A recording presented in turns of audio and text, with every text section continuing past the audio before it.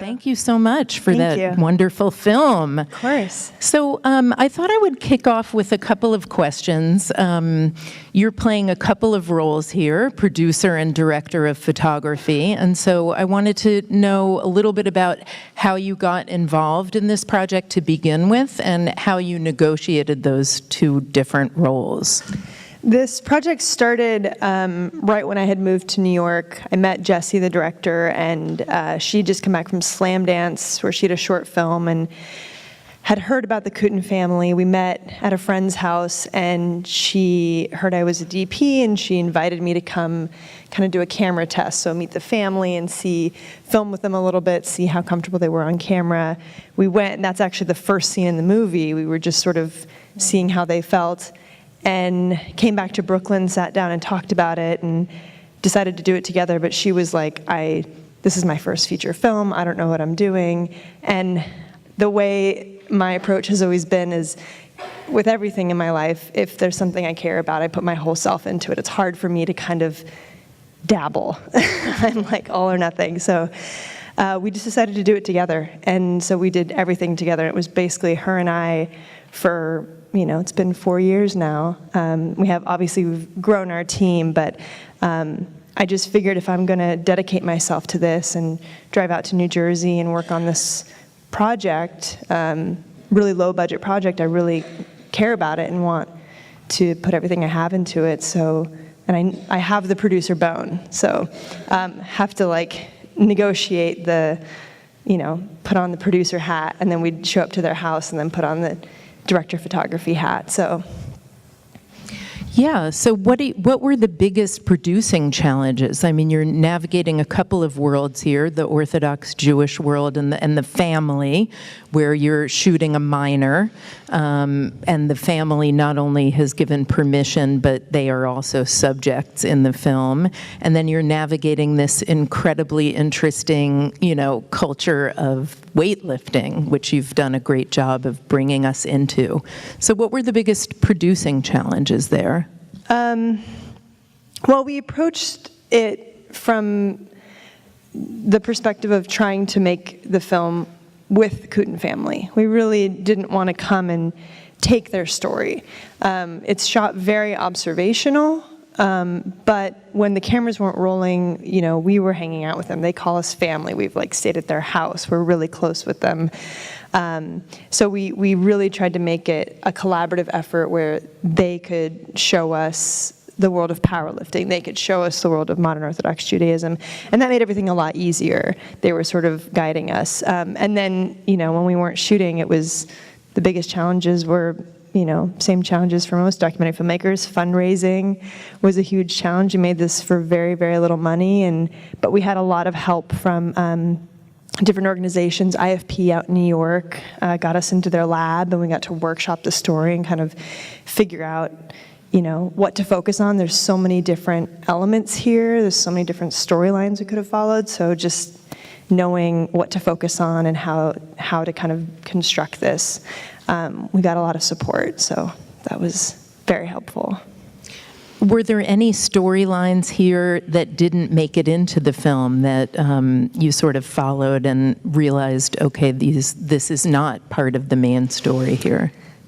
There were a lot. I think the biggest one would have been Ari, her younger brother. He could have an entire movie of himself. He's just one of the most spectacular people, so energetic and excited and funny. There's even lines in this movie that he says under his breath that nobody usually hears, and I'm just dying inside because he has this whole world he lives in inside his mind, being on the spectrum and just sort of having a different way of seeing things.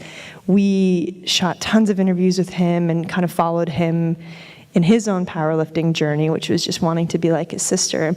So, but in the end, it really had to be about Naomi and about the themes that were kind of relating to her. So, but we've still talked about kind of following up a story on Ari and his whole world. So.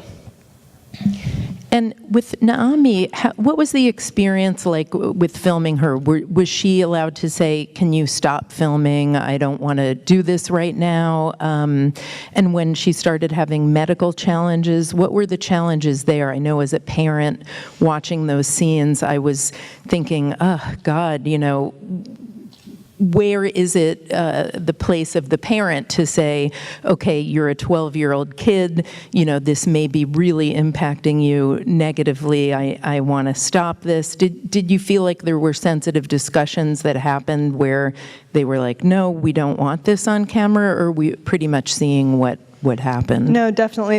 As soon as Naomi started to have health issues, which we were kind of not waiting for, but thought all along that was something that could happen at some point, and we're surprised nothing can happen. We were actually starting to wrap up a little bit, and all of a sudden she starts facing these health challenges. We hear she's not going to school, and everyone was scared because at first no one had any idea really what it was, and it's not, we had to kind of compress the story for the film, but there was a good 6 months where no one had any idea what was wrong with her. It was like, MRIs and x-rays and antibiotics and trying to find something that no one knew what it was. The doctors were at a loss. And so it was hard for us because, it could have been a really bad, terrifying diagnosis, and luckily ended up being something really resolvable.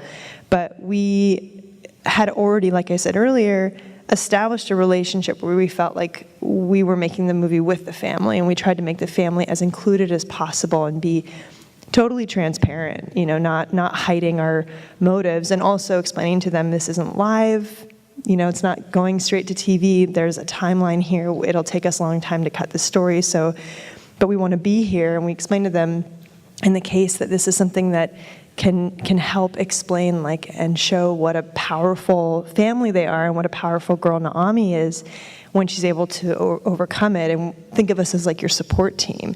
And so luckily they granted us access to certain things. There was certain elements that they didn't want us to be there for, and luckily it resolved, and Neshama just paid attention to her daughter and was really in tune with what she needed.